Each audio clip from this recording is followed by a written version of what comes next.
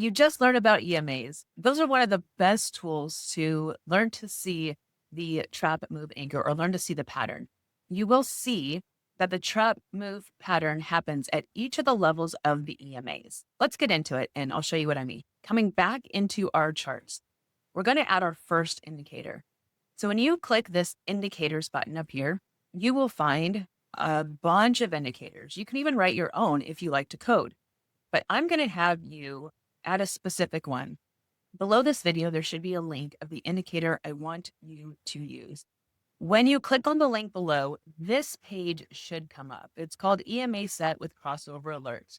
When you click on this little star, it should add it to your favorites. And so now when you go back into your chart, it should be here in your favorites. I have to refresh. It should be right here, EMA set with crossover alerts. And it should come up just like that. Now, let's double check your colors because I want your chart to look like mine so we can all follow along together. So for the EMA 5, this is your fastest one. I made it red and the smallest line. Then for the 13, it's going to be orange and the next biggest line. For the EMA 50, this is your balanced line, yellow and the second biggest line.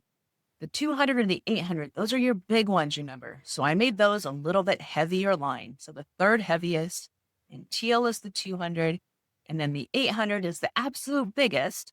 So let's make that one the biggest line and make it dark blue. So hopefully the sizes of the lines will help you understand how important they are to the show. If you have these crosses here, go ahead and take those off because we're not just learning how to click buy and sell. We're learning how to read a dealer cycle. Once you have your EMAs on, this is what it should look like. Now, before we get started, if you are like me and you accidentally keep grabbing your drawings on the chart, if you click on it and hit this little lock icon, just lock it. That way you won't accidentally grab it all the time. I do it constantly. It drives me nuts. So save yourself some frustration. Okay, so now let's look at our EMAs. If you see the big one here, it's a lot smoother than say this yellow one, which seems to be pulled everywhere. Okay. So these two are your two biggest ones, the blue. That's why they're the big ocean, right? The big wave. They don't move around as much. And then these smaller ones, red, orange, and yellow, these are your smaller EMAs. So for now, I'm going to take off the 800 because we're not really going to talk about that one just yet. Let's make just the 200. Okay. So it'll start at the EMA. It'll open the wrong way, forming its trap move. And then it will cross under it for the move and stay under it for the period of time. And then when we say it anchors back, it will anchor back or close out to that same EMA, forming trap, move, anchor. Okay. So I'm going to overlay here, trap, move, anchor. So that helps us to see the 200 cycle. That's it right there. Pretty simple. So this 200 EMA shows you that multiple day cycle. Remember when we had our 10 days on, this trap move anchor happens over 10 days. Okay. But now it happens, as we know, on a smaller level because we're fractals. So let's zoom in to the everyday. Now, each trap move anchor, they all move a little bit differently. So the trap cycles are going to look a little bit differently than, say, the move cycles. Okay. And you'll learn the nuances as we go. Let's take off the trap and let's add the little trap here. And now let's change out this big EMA. Let's take that off and sure. And I'm going to put it on the line just so we can see it a little bit better here. This might be a little bit difficult to see at first, but you'll get better, I promise. So looking at day one, let's look how this is playing with the 50, which is that yellow line. So price will open below the 50, open wrong way. Then it will jump on top of the 50 and it will stay on top of the 50 for the entire move. It will then anchor back down to the 50. So really this anchor probably started somewhere in here and it'll touch the 50 again in a closeout. We'll call it a closeout. So then it will repeat again. So this one's a good one here. So trap, it opened up under the 50, went above the 50 for its move, and then ended up going or closing back out to the 50. So it's just where it kind of touches it and hovers around and closes out. So on this one, this is day 3 into 4. You see that this is its own trap. It's kind of trap to the trap. We'll get into that. But it opens up above this 50, forming the trap.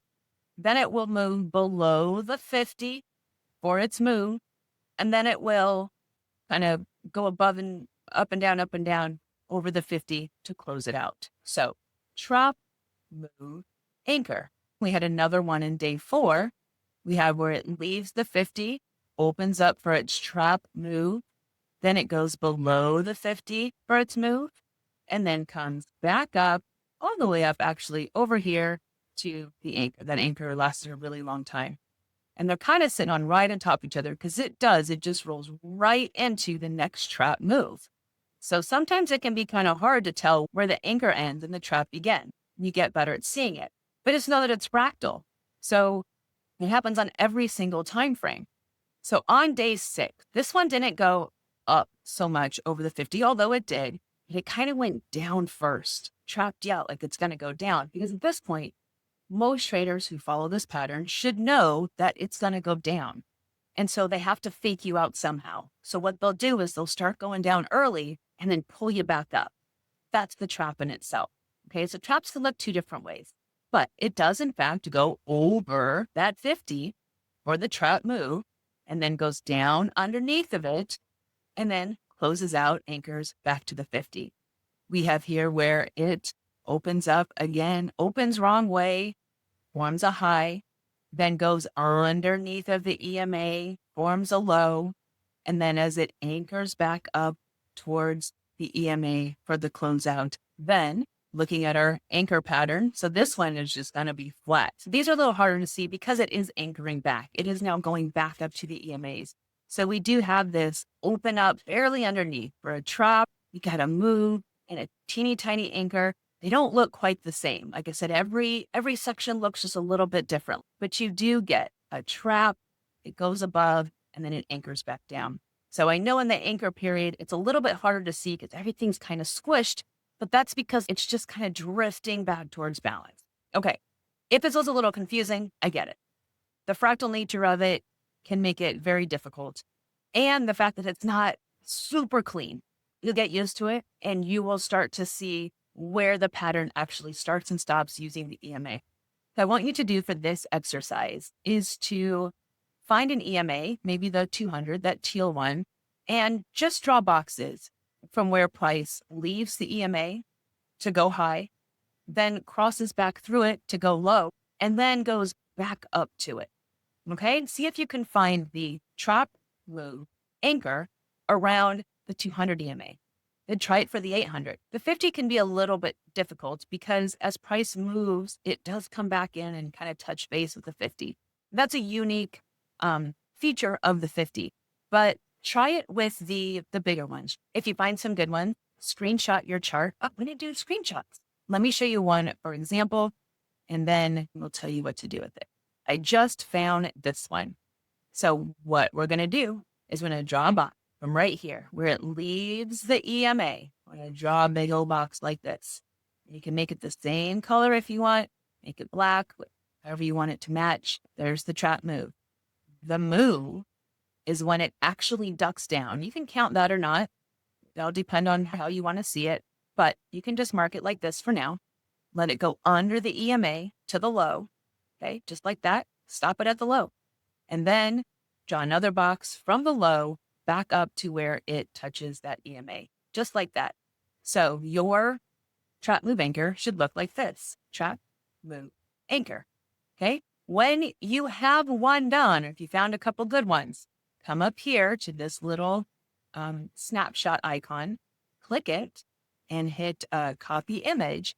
Then either post it below this video or go into Circle and post it because we want to see your fun trap move anchors that you found. Okay. And then we'll see you in the next video.